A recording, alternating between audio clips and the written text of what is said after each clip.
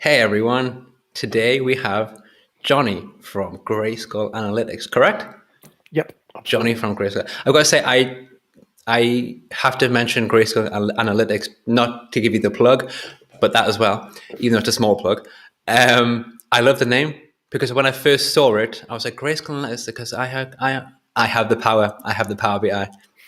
I like it. I see what you did there. Nice name, but also a very cool logo. I've got to say. So I've gone with some of the merch today as well. Ah, he's wearing the merch. By the Love it. power of Grayskull, or BI the power of Grayskull, who knows? Fantastic, mate. Yeah, 100%. It kind of like almost the whole inception of Grayskull Analytics kind of came out about oh, that's a really cool name. I should do something with that.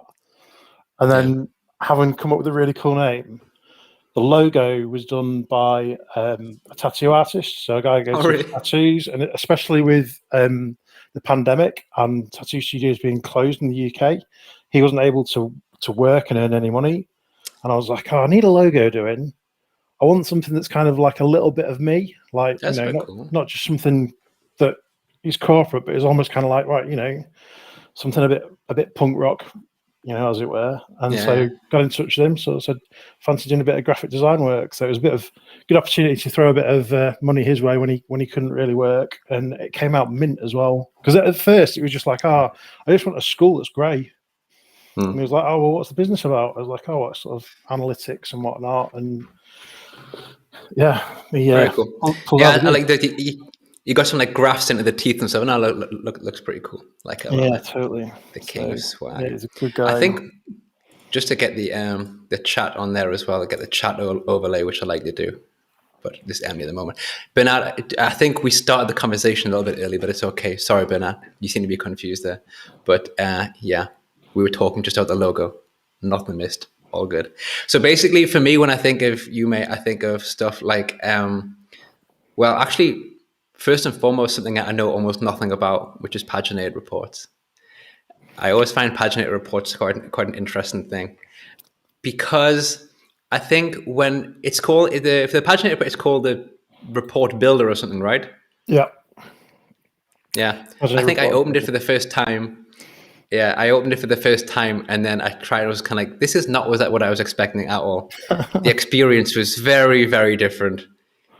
It's Um, yeah, it's horrible. Like I have such a yeah, love-hate relationship, and it's just kind of the thing is, it's just really old tech. It's like I think Microsoft mm, introduced it in something like 2005, the first time that they sort of introduced it, and it's barely changed in 16 years. It had a little bit of a mm, facelift 4 or 5 years ago, but otherwise, sort of functionally, it just like yeah, it's just the same as it's always been.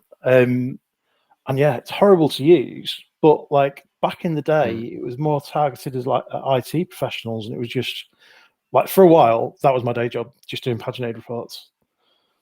So I kind of like then Power BI okay, comes along, and it's like, oh, it's a bit, it's a bit more slick, a bit more trendy, interactive. It's got a really good marketing behind it. Everyone gets mm. excited about it, and then all of a sudden, here I am 5 years later, and it's like, yeah, paginated reports. I'm like, oh god, All right, so you use paginated reports before you use Power BI? yeah, 100%. Ah, that's interesting. That makes Mm, sense now. Yeah, yeah, I mean, please don't continue, mate. no. I let's think. So my first BI training was, and again, I'm going to show my age, but back in 2007, I did like a 2-day course in Crystal Reports, which is Okay. Crystal Reports is a business objects product, Hmm. and it was basically, I'm pretty sure Microsoft brought out SQL Server reporting services as like a competitor for it because Hmm. 15, 20 years ago, Crystal Reports was like the number one product in the space. So they brought out SSRS to compete against it. And then, sort of 5 or 6 years ago, I made the switch from being a Crystal Reports developer to doing sort of more Microsofty stuff and doing the SSRS stuff. All right, I see. And so, yeah, I've been using it for donkeys, but it's horrible. I'm pleased you said horrible because I was trying to be respectful of the fact that you seem to do so many instructional videos, which are very good, by the way. It's proven very helpful. But so I'll say nice words rather than horrible, just to kind of be polite about it, but it is horrible. It's horrible to use, and I think it's because I went in with Power BI, which is as you said, it's got like a nice interface. It's very user friendly, and then I kind of went backwards over, took a step back, and I ended up, and I was actually I did a Power BI course a few months ago, just to kind of these things where you refresher, all that kind of stuff, and I was speaking to the trainer, and I mentioned that I didn't understand why the Power BI Paginated report builder, whatever it's called, had this horrible interface. Yes, it's a repackaged product. It's an old product. It's not new, and it's just repackaged. I was like, okay, now I understand that it's not me. It's just the fact that it's an old product. It's just small things. Like I really expected to walk in and just essentially be like creating a table visualization in Power BI, but like a big table. Yeah. And then it didn't happen. And then came the paginated report visualization in Power BI. Yeah. And I was, I've got some nice use cases for that. Actually, maybe I can integrate them. And I just didn't do it, but I can't remember why. Is it premium only, or is it also pro? Yeah, definitely. It's premium only at the minute. That's why I didn't use it. Yeah. So the integrated, what's it even called? So for the paginated report visual, you have to already have a separate paginated report and then link the two. So yeah, it's got to be premium only. And yeah, I mean, they just really messed up. Just even like the terminology in the UI just hasn't been updated, and it's so confusing because there's something called a data set, but a data set in a paginated report is something utterly different to a Power BI data set. And given the fact that they took the time out to give it a yellow logo and call it the Power BI report builder, why didn't they just update some of the UI and just change some of the terminology about? But they didn't, and it's just mega confusing. It is. I'm pleased that you find it confusing, given the fact that I consider you the expert on this. So if you find it confusing, I've got no chance. So when the paginated report visualization, if ever, goes to pro, then I'll give it a shot. But other than that, I think I'm right for a while. One sec, I'll just say hello to Jeff because he said hi ages ago, and I didn't reply. I was being so rude. Hello, Jeff. Hey, Jeff. Nice to see you, mate. It's a big classic. What time is it? What time is it, Jeff? It's like true, actually. Breakfast in New Zealand. 8 a.m. Right? Yeah, for sure. Actually, will be because I've arranged some for New Zealand.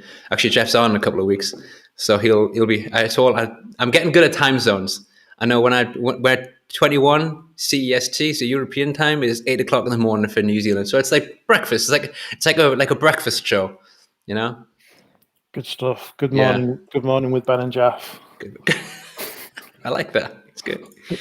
Also, I just noticed I had some logo love for you there, as we mentioned at the start. It is a strong logo and a strong name, I've got to say. And 100% it's a He-Man reference. As soon as I got the pun, it was like, got to be done. Yeah. I kind of changed. So strictly speaking, He-Man's Castle Grayskull is spelled with an A. And I very deliberately changed it to a Grayskull with an E, because that's how you spell it in proper English. Yeah, and just to kind of obfuscate it a bit, I guess, from He-Man. But yeah, it's totally He-Man. It might be better for your Google hits, mate. Grayskull instead of Grayskull. They go to you before they go to the He-Man. Maybe. No, yeah. I mean, that's your problem, I think, isn't it? Yeah. I was so pleased because I end up referring back to your videos quite often. I find them really, really useful, and every now and again it's like, hang on a minute, Ben's done one on this, and then every time I go and search for it, Gynacube. Oh, there we go. Mate, it is a nightmare. And then there's someone on there that's called the Power BI guy as well. I know. The thing is, if I could go back in time and change like branding or whatever you want to call it, I probably would, because Power BI guy is not the most, unique name. Obviously, as you just said, there's the Power BI guy. And of course, when I came up with Power BI guy, I'd never even heard of Gynacube, because it was really just as I was starting my Power BI journey. I mentioned before, because people at work said, oh, it's Ben, the Power BI guy. So that's where I got it from. But I think it was when I started my YouTube channel and I just typed it in. I was like, oh my God, this is going to be a nightmare. No one's ever going to find me because of guy in a cube. And of course, you got guy in a cube who deals with Power BI. You type in guy in a cube Power BI. It's just a whole mess when it comes to my YouTube stuff. And then I think someone else also said, yeah, you've also got the Power BI guy, and I just wanted to just delete it all and start again. I think you've made it your own now, though. I think now you're the Power BI guy. You just need to get a blue tick on your Twitter account. Yeah, that's the next step. Once you got the blue tick, it's golden, you know. The connection just broke. What does that mean? Does that mean no one can see us anymore? I don't know. Let's just keep on talking and see what happens, to be honest. You're right. Yeah, maybe Benet's connection just... It's back again. Benet, come on, man. Keeping some suspense there as well. That was very exciting, I gotta say. So also, other than your paginated reports, mate, I mean, we've spoken about it quite often, but it's impossible to not speak about calculation groups and whatnot. How did that happen? Were you also just a king of C# and whatnot before you, or? So, like, I mean, sort of one of the running jokes that I had with some of the guys I used to work with, I always used to call it C#, because it's like it's like I've got like a little phrase book almost. Like, I can't spell API and I can't spell MDX, and I'd always call it C#. So I would, like, 100% C# is not on my CV. From a calculation group's perspective, or from a tabular editor's perspective, really, I just kind of know enough to get done what I need to get done effectively. So I come from a background where I've had more exposure to it, because most, like, even though my kind of, I guess, passion is for Power BI and I love it as a product, my background from a tabular modeling perspective is more analysis services. Okay. And a lot of the stuff that's in analysis services, or a lot of stuff that's in Power BI now, was available in analysis services first. So I've been using Tabular Editor for 5 years now. And so it's been knocking around that long. And again, from a scripting perspective, like, definitely 100%, most of the time, I still just Google it and just grab one that somebody else has already done. So I think the one that I did for calculation groups was just, like, literally, I couldn't find anyone else that had done it already. So it was also ace, because, like, it's still probably the only piece of content I've done that was actually original and not just ripping somebody else off. Like, it was weird as well, because like the thing I like about your videos is they're really nice and concise, and you get to the point, and I waffle on. And I did this calculation groups video, and it's like 25 minutes long, and it's like, no one's going to bother with that. And it's actually my most popular video, which is pretty cool. That's cool. But yeah, it was the first time I'd, like, actually written a script from scratch and got it working and was happy with it. That's cool. Whether or not somebody who's much better at C# might be able to do a better job, I don't know, but it does what I needed it to do. So I think when it comes to, like, ideas or making videos and stuff, I really try not to think about what other people have done, because otherwise I'd never ever make a video ever, because there's always something really similar or something that is pretty much identical to the video you're creating, because people have, like, the same ideas and stuff, you know. And regarding you mentioned that my videos are concise. I've also made, like, a 25-minute video. I did it like for, like, APIs. Was like, I really tried to make it as short as possible, but I was like, no, this is going to be 25. This is going to be a long one. I made up for the next week by doing, like, a 3-minute video, but I did it intentionally because I think I found I enjoy all videos about whatever it is learning. I'll always enjoy them, but quite often I'll just find myself, like, skipping. I'll go, like, 3 minutes. I'll go to see if he's at the point that I care about. So double speed is always a good one as well. Double speed is double speed. That's a very good point. But yeah, I think like I say, but when I first started doing them, it took me ages to get started, because I was thinking, oh, what can I do? And this person, like, a guy in a cube does all these videos. And actually, guy in a cube are a perfect example for me, because they're, like, the go-to channel. When you talk to people about Power BI and you say, like, what YouTube channels, people are always going to say guy in the cube, right? Yeah. But what I think is really interesting about them is that they make videos about everything. They make really, like, complicated videos, but also they'll do a video on, like, how to do a bookmark, you know? Yeah. So as long as you can you're making something, someone's going to enjoy a certain part of it. So just do anything, to be honest. I think And if like it's the ripped advice, off, it's yeah, not intentional. the Sorry. advice that I've been given as well is that like even if you're covering a topic or a technique that somebody else has already done, you're always going to bring a different spin to it. And like it's even like when you're at school, like sometimes you might have two teachers teaching the same subject, but it's the one that connects with you and sort of gets you engaged and really sort of pushes home the concepts in ways you're going to understand it. I'm not trying to say that I'm Yeah. necessarily good at that, but I guess like there'll be some people who will be more receptive to sort of different styles. So it's it's good to have them all out there. I think the other thing as well, and Yeah. I don't know if what it's been like for yourself, but I had so much support from much bigger channels who've just had nothing but sort of like nice things to say and advice, and sort of have like absolutely said, just don't get caught up in doing videos that other people have done. It's absolutely fine. Yeah. I Yeah, think I settled on basically, do I find it interesting? And that's it. If I find it interesting, then I'll make the video. You know what I mean? Because if it's something I find particularly boring, then I'm not going to make it. I just can't be bothered. You know what I mean? So I do it for my own pleasure more than anything. So yeah. yeah, I'm the same too. I stopped being like I tried to be regular when I first started doing it, and then but I always said I just didn't want to be a slave to it. It was always going to be a kind of I kind of want to do it to sort of be sort of part of that community and sort of help people, but at the same time, it is a little bit about it's for myself, really. Yeah, for sure. So I'm going to bring up some comments from Jeff here because Jeffrey's going for it. Chill people in the universe, and then this one, bring an interesting accent to the table. I mentioned this before we went live. Actually, I was speaking to Johnny before we went live, and I actually had not realized he was from the north of England because I'm really, really bad at placing accents. Like I'm shocking at it.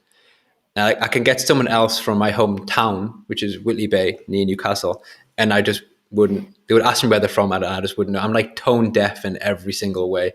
So I think someone tweeted a few days ago, like the northern crew or the northern guys, and I was like, let's have a look.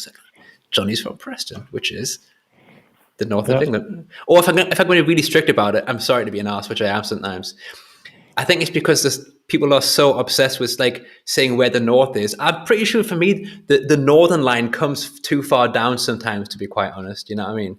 Like I've got to like, if I like hold up a ruler to the UK, I might put Preston more in the Midlands, but yeah, actually it is the north, to be fair. Oh, everyone will get very upset with that. So yeah, I mean, like one of the things we were mentioning, like again before we went live, is like I actually grew up in Grimsby, and Grimsby gets really controversial in the north-south split. So Okay. like, kind of the often the big misconception is that Grimsby's in Yorkshire, and it isn't, and I don't think it ever has been. Okay. It used to be it used to be in what was called Humberside, and then they Yeah. got rid of Humberside.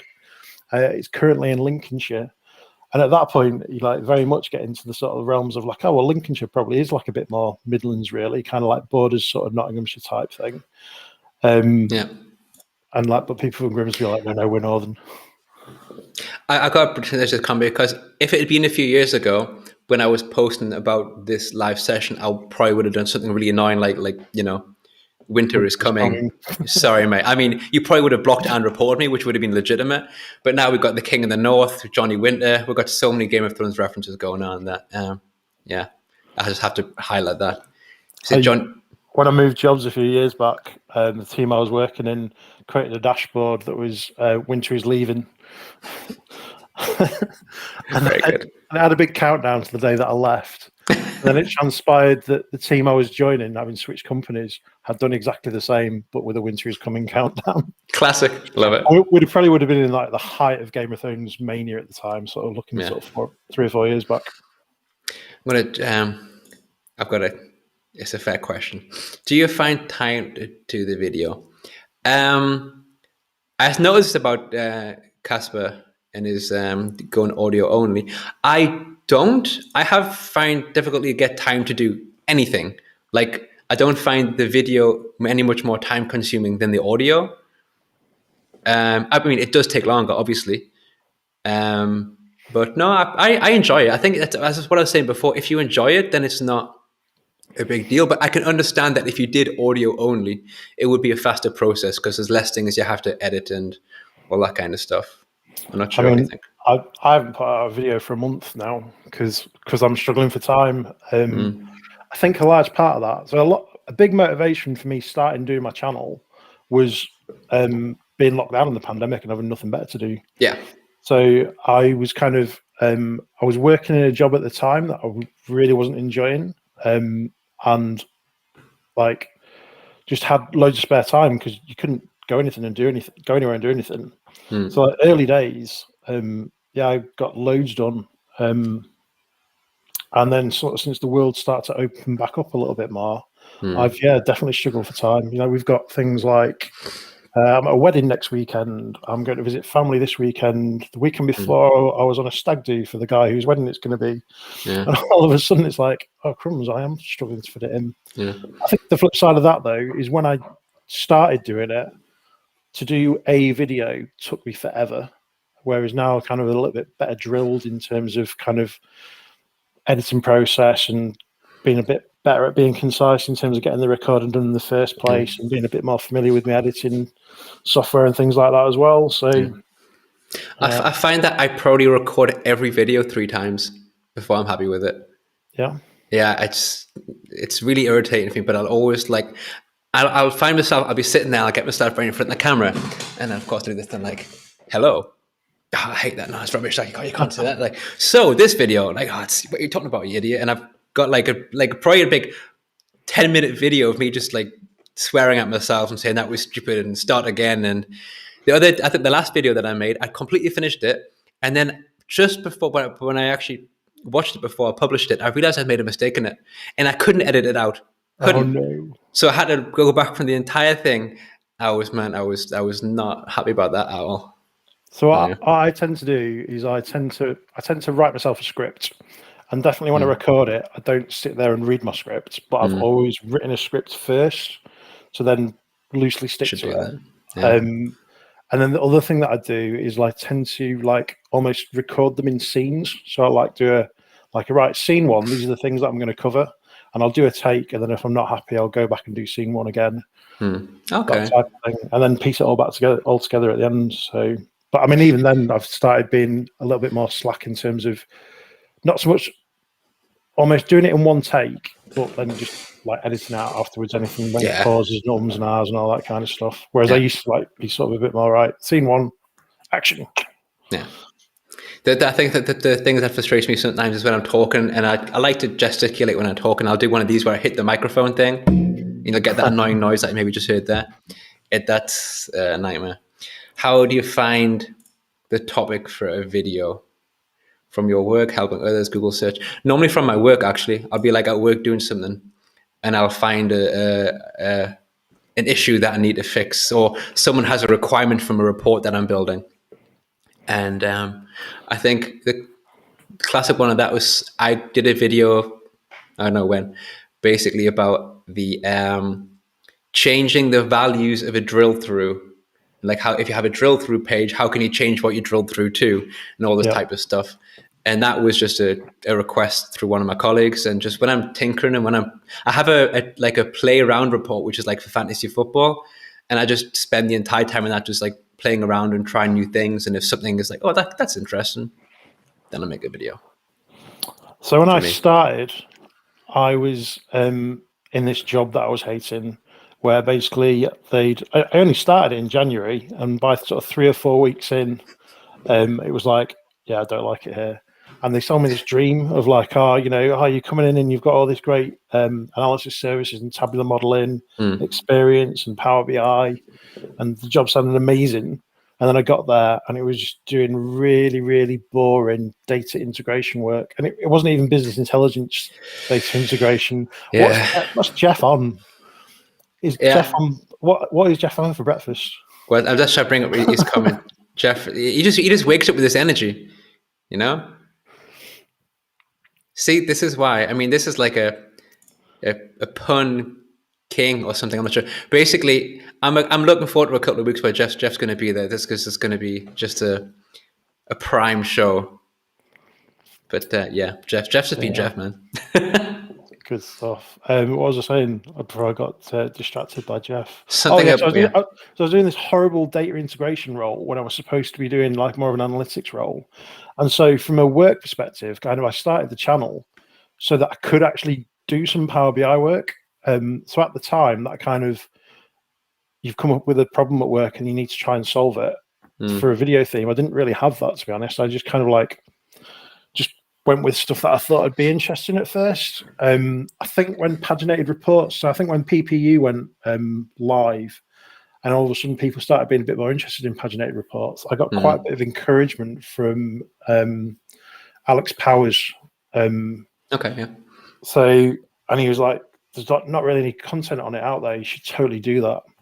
So, like, me and Alex have known each other for years. So, like, even before he worked for Microsoft, we were like connected through like LinkedIn and whatnot. Just because he's into like beer and tattoos and rock music and Power BI. So we just ended up like just some random guy on the internet that we just kind of never met the guy in real life. But yeah, just some random dude that I knew on the internet, and then all of a sudden he's living the dream.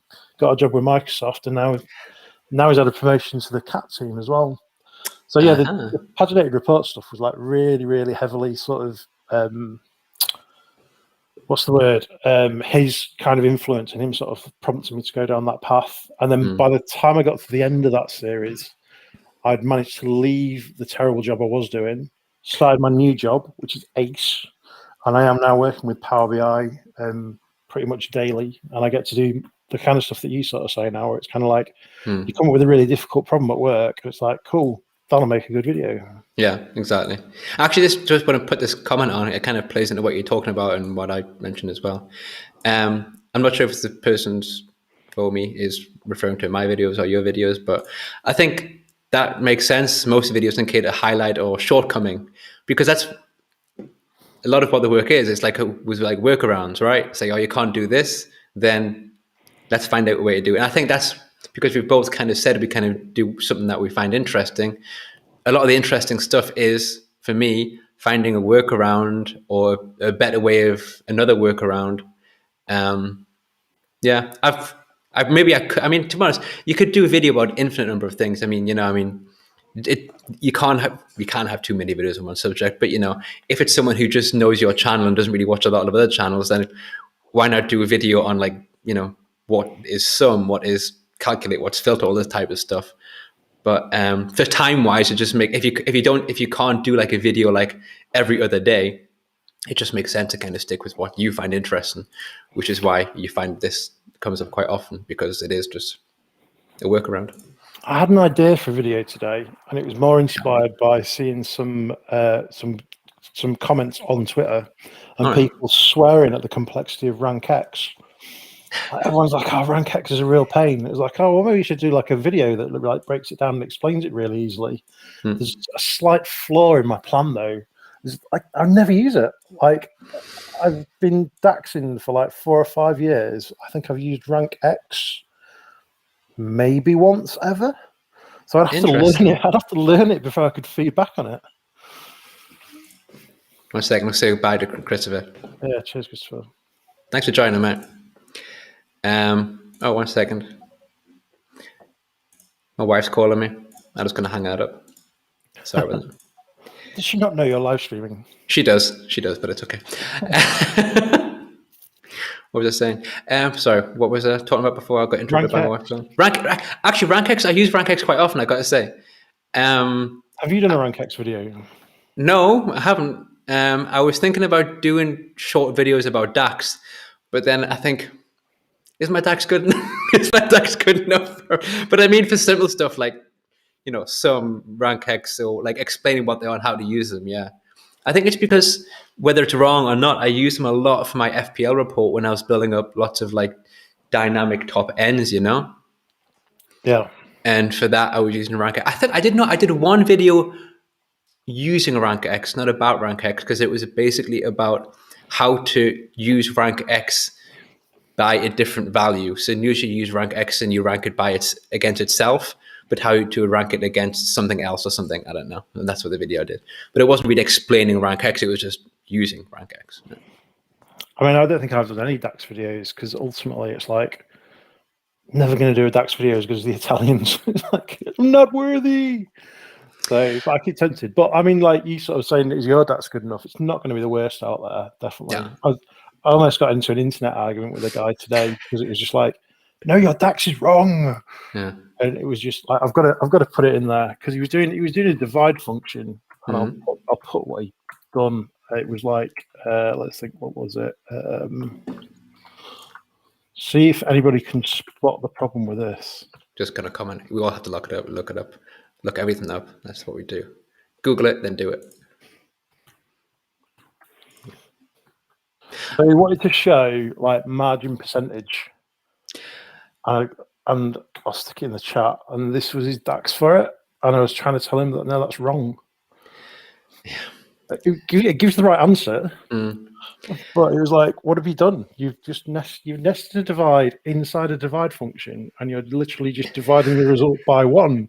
And if you divide anything by 1, it just returns the original figure.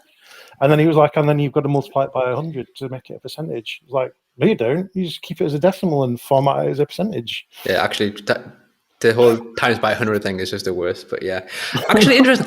I had someone this morning comment on one of my YouTube videos to say that the percentage, actually, I guess it was a video that I did about pie charts because he was mentioning a pie chart, and he was like, but the percentage is wrong in the pie chart. It's like, look, and I looked and I was like, okay, my math is not great, to be honest. So I was like, okay, so is it? And I checked, I was like, no, it's not. The percentage is quite clearly correct. And I didn't understand how I mean, people comment whatever they want, I don't care. But I found it really funny that the person had the idea and the opinion and then made the comment without actually checking their own maths before writing their maths underneath the maths that it was just basically done by Power BI. It's like, no. So people maybe just has a strange thing with calculations and percentages this morning, and they were just going around commenting weird things. I'm not sure. It was quite strange. Power BI percentage bot on YouTube. Oh yeah, but yeah, that is pretty special. I'm going to bring this up because that's pretty nice. I like that a lot.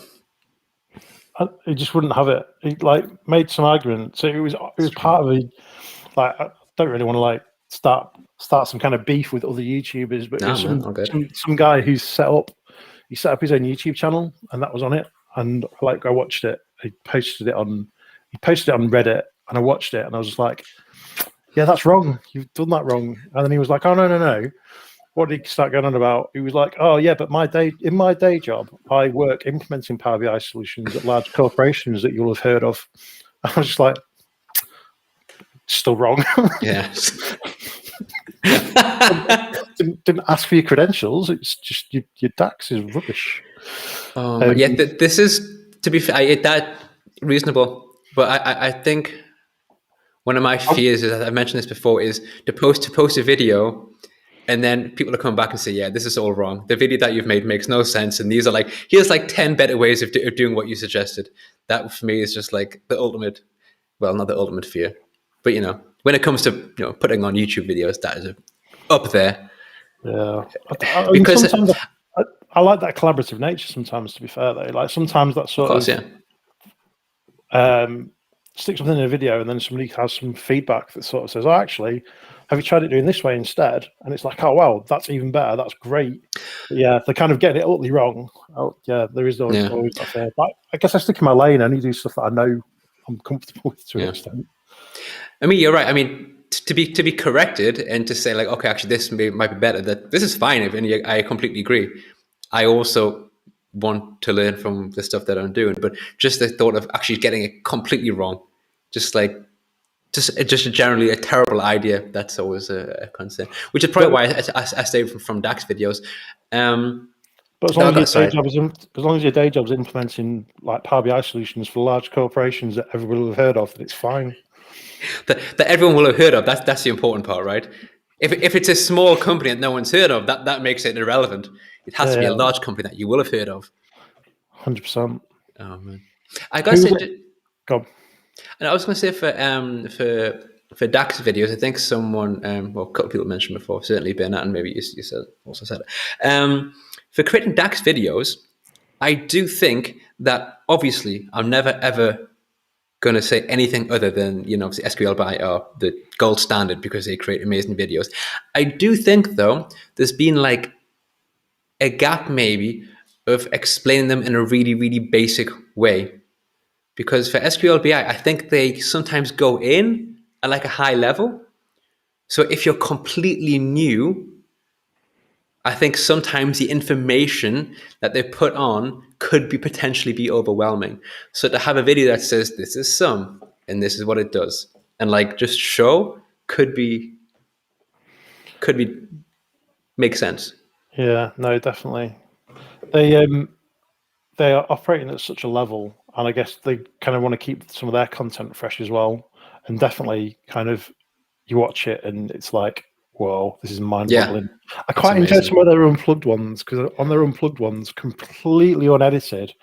Before now, I've even seen them go, "Oh no, hang on, they've done it wrong first time," and then be like, "Oh no, hang Yeah, on," which is kind of almost reassuring that they are actually human. yeah, Definitely true. nice. The live sessions, I agree. The unplugged, sorry, I should say, whatever they're called. They are very good. And I find it, what I find is astonishing, hilarious, is if when they get it right, and then they're like, "But let's check the performance of that," and then they make it better. And I'd be like, "It works. Everyone, leave me alone. I'm finished with work for the day, and that's it. I'm finished." But they really just take it to that next. That is pretty mad, to be honest. So, But it like, is, Guy in a Cube did one today, and I was just like, hang on, I've never tried that before. Why is that amazing? Hang on, I'm going to put it in the chat again. This was the DAX, basically. when you type in that, I'll just say that actually Bennett's right. We haven't mentioned Kerbal, and she does do some very nice normal human language for DAX. Just to really clarify, by the way, that wasn't me in any way knocking the Italians. The work is phenomenal. It was just that I don't want to start a war with the Italians, man, because they'd win for sure. But yeah, it's So it's it's high level. that was the DAX that Guy in a Cube had, and it was just like a really simple. Oh, I've missed a square bracket. It's all Shocker. good, mate. We'll get it. It's fine. And But we're then not we're not here to test your knowledge. he did this, and like it massively improved the performance. And I was like, why have I never tried that before?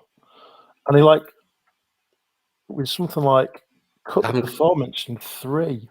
I haven't got your second comment yet. What did you do to improve Just performance? about to do it. Hang on. Okay. One Should have sec. typed it out, really, shouldn't I? I was like, oh my god, that makes so much sense. Why have I never thought of that before? This is new to the live chat. So I've got you like Like that. writing live DAX sessions. You're really up on the bar here. What we got here. So we went from this didn't count. Which is definitely something that I've like done before. Yeah. To that, and it was like, okay, that makes sense why that gives the same result. And like one was 3 times faster. And I was like, is that a new thing? Is that common knowledge? And I've just been like, even though I think I'm expert level, I've been doing it wrong for ages. So the sum x was 3 times faster. Yeah. Yeah, it was insane. It's on the video he put out today. Should really plug my own channel, not the one that's already got 200,000 subscribers and whatnot. Well, got 200,001, mate. Yeah. Has anyone done that in anyone I've in the never chat? done that. Have you done that pattern before? I've never done the sum x I values was before. mind blown.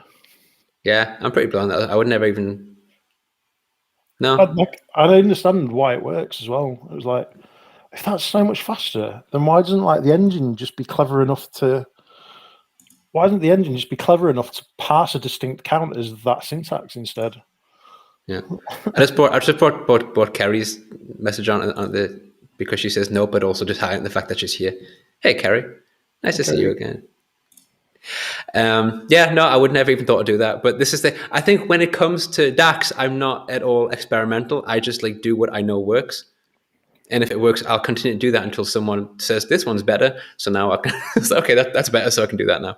I think one of my big crimes with DAX, and again, probably like one of the reasons that I sort of stray away from making any kind of content about DAX, is that I've kind of almost got DAX muscle memory now. And it's almost like some of the sort of best practices are just so ingrained that I do them. And then if you turn around and ask me to explain them, I'd really struggle. And it's like, that feels bad. I always kind of felt like if you can't explain a concept effectively, then you don't really understand it. And it's like, I feel like I do, but I just can't put it into words. I Yeah, you're right. But when I gave a train for Power BI a few weeks ago, and there was a data scientist in the training, which I never had before, and I was going a bit through M, and I was basically showing like how you do like types of M, and the question was like, why have you got to put date there? And I couldn't say why I had to do it because I was like, that's just the structure of how M works. But data scientists are kind of used to kind of, I don't know, probing or knowing deeper than that. I was like, I can't answer that question. I didn't really create the language. I just know that if I type these things in that order, it's like if I don't put I was basically doing if it's in the past 2 years like a flag. You Yeah. know, if it's in the past 2 years and then you reference the date, it's like, but why you got to put date there? How does it not just know it's in the past 2 years? And I said, well, you need to give it a date for reference. Yeah, but why? It's like, I don't know. That's what it is. Please leave me alone. I'm just generally scared of data scientists, to be honest. So if in doubt, you should say, right, say, oh, that's just where the algorithm's programmed. All right, I'm going to write that Apparently, down. you can pretty much explain away anything with just, oh, that's just the way the algorithm works. Okay, I like that. It's nice, it's concise. Sounds like I know what I'm talking about. It includes the word algorithm. So, I mean, Always really, good. what more can you want? 1 second, I'm going to put a question out. Probably not going to answer, but can you please explain, I can't, how to create MRD, QUD, and year-to-date toggling? Is it good by creating bookmarks or a slicer? So my So, answer would be go and read Bernard's blog and do it with a calculation group. I would completely agree. If someone can link Bernard's blog in the chat, that'd be wonderful. I don't have the skills that other people do to type and talk and look at the same time, but I'm sure Bernard knows where it's located. So, Bernard, feel free to plug yourself here, mate. But that is the answer to that question. Yeah, calculation groups with a slicer. Yeah, basically, it's all about calculation groups these days. I feel I don't do what a lot of people do. Well done, Bernard, good man. I don't open a Power BI report and then immediately open Tabular Editor and write in all my DAX there, which I know I should do. I'm forcing myself to do it because I know that's the way that everyone says you should work these days. Or everyone's like, I don't use Power BI to write my DAX anymore. I was like, yeah, okay, so I'll force myself to do it the same way. But I just feel because Power BI was where everything started for me. I didn't use before Power BI I used Excel and I was okay at Excel. So to use anything other than Power BI to write DAX, it just feels weird to me. And I maintain actually that although it's improved and the IntelliSense is good in Tabular Editor, it has one or two things which I don't enjoy when I'm actually writing measures. Oh. It has like sometimes it doesn't. If you delete a measure or like delete something and then retype it, quite often it doesn't pick back up on that again. Sometimes it's not really. So so it's only Tabular Editor 3 that's got the DAX IntelliSense. That's what I'm using. Yeah. Which I had a trial of and have had the PO signed off. No, I haven't had the PO signed off. I've had the business case signed off to say that we can all have Tabular Editor 3 licenses in the team. And then the procurement department were like, yeah, cool, nice one. You now need to fill out all of this information so that we can get them on our approved supplier list. And nobody's gotten around to doing it. So it's just like, okay. no, we're missing out at the minute. So I just tend to get back on Paul Mann's Tabular Editor 2, the original one. And to be honest, if I'm writing measures, I tend to use DAX Studio more. I enjoy a good bit of DAX Studio. But again, I'm probably a creature of habit. That's a good point. So it's like that's because I was used to developing analysis services models before I was really developing Power BI models. So I guess one thing I'm interested to try out is the new measure writing experience in Power BI, because it's like, is it literally today they've gone live with I've used improvements to it? I've not used it since I've not written a measure. I don't think I've written a measure today. That sounds a weird thing to say. That's mad. Crazy talk, mate. Yeah, it's all right. It is nicer, but I don't like the fact that now I think when you hover over with the IntelliSense, when you hover over, it doesn't explain the measure. But you have to right click instead of the hover over. You have to right click, and I think it's more keyboard friendly. Is my understanding of how it works so far. I'm not sure if everyone else has used it, but it's okay. It probably does look. It probably falls in line more with other programs, I would say, like whatever you use, like server dingsbums or like, sorry, dingsbums is a German word which means thingy, by the way. I'm just making up strange words.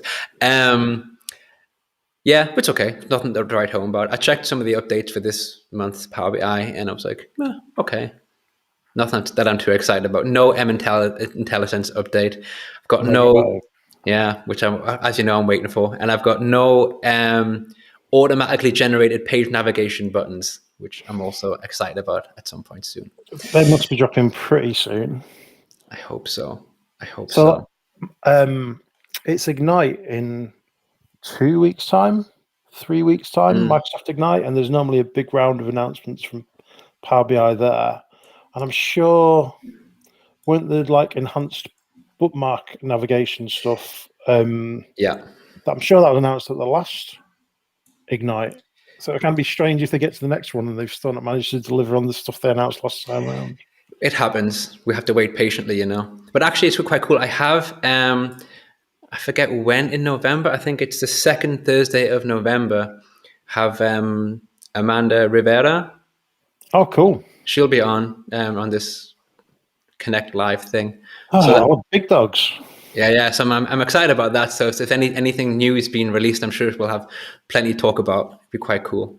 That'll be the week after Ignite as well, I think. I think it is actually. I got quite lucky with it with the time there. So yeah, that should be a good one. And I've just noticed that I'm really bad at keeping an eye on the time, to be honest, because I always say 45 minutes, and then it's like 45 minutes have gone and passed. But we can start winding up a little bit, you know. I'll put the graphic on that I've started to create now to next week. Phil Seymour. Another New Zealander.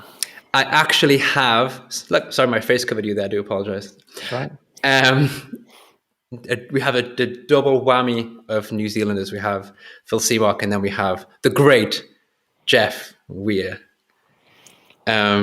which should be a double barrel of good fun there. I'm quite excited for that. I kind of feel like you need to set yourself. So there's a couple of things that I feel like you need to do. I feel that you need to create a dashboard with a map visual that is podcast hosts or podcast guests. That's quite a cool idea. I like that a lot. I'm going to do that. But then I feel like you're going to have to start like figuring out who else you can get. So what have you had so far? Was Kerry Australia? Kerry was Australia, wasn't she? Yeah, Kerry was in Brisbane, I want to say. But yeah, Bernard in Spain. Ed in the state. Whereabouts in the States was Ed? Can't remember. No, can't remember either. So, like, what have you got to cover next? Do we know any? Like, try to think who you could get. Do you know Adelaide? Sorry, Kerry. Adelaide. I bet you can get Nicola Illich on. I bet he'd be up for it. Stimmt. Good. Yep. Stimmt. True. Good point. I'm pretty happy. I'm pretty much booked until the second Thursday of December, and also I've got some for 2022 as well for the people who need a longer wait. But yeah, it's going pretty well. It should be okay. But you're right. Actually, I want to do that. I'm going to create a dashboard of where I've had people, and then see with any gaps. Because I mean, to be fair, this is only the fourth one, so there's going to be a lot of gaps, right? Nicole's probably booked till 2023. That's probably fair, Bonnet. Yeah. He'll find time for it though. Like he's like forever doing stuff. Yeah. Cool. Anyway, mate. You can have a leaderboard in terms of who got the most viewers. Oh, I don't even. I don't even look at that for the most part. I don't want to make myself sad, to be honest, mate. It's okay. It's going okay. It's getting better, I'd say, bit by bit. But yeah, I have to get going, and I shall let you go as well, mate. It was an absolute pleasure. Thank you very much. Thanks for having me on. Yeah, mate. Of course, it was a good chat, and as it turned out to be two people from the north of England, which of course I forgot about because I'm not too bright. Yeah. Thank you, everyone who asked questions and made random comments. The questions and random comments make it much easier. I'm sure Johnny will agree.